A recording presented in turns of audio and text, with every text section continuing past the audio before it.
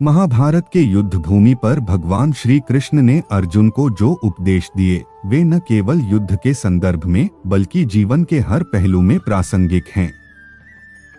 इन उपदेशों में एक महत्वपूर्ण संदेश है, जिंदगी से कभी निराश न होना। यह उपदेश हमें यह सिखाता है कि चाहे जीवन में कितनी भी कठिनाइयां आ जाएं, हमें कभी भी हार नहीं माननी चाहिए और अपनी पूरी ताकत से संघर्ष करना चाहिए। आइए जानते हैं एक प्रेरक कहानी जो इस संदेश को स्पष्ट रूप से समझाती है। यह कहानी एक छोटे से गांव के एक लड़के की है जिसका नाम सूरज था। सूरज एक गरीब किसान का बेटा था और उसकी जिंदगी में कठिनाइयां बहुत थीं।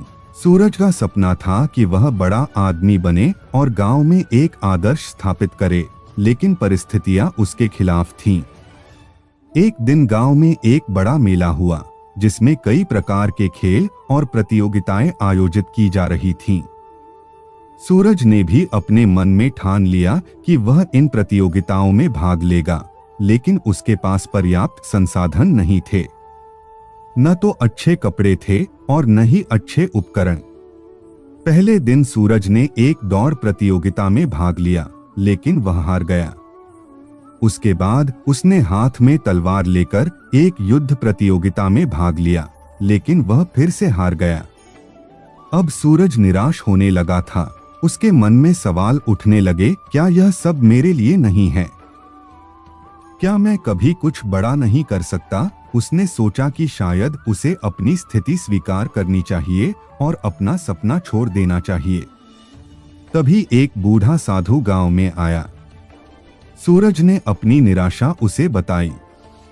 साधु मुस्कुराए और सूरज से कहा, तुम क्या सोचते हो, जीवन में सफलता हमेशा एक ही बार में मिलती है। साधु ने सूरज को भगवान श्री कृष्ण का उदाहरण दिया।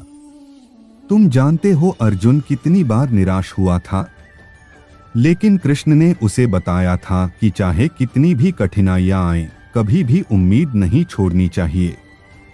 तुम्हें हर कठिनाई से कुछ न कुछ सीखना चाहिए।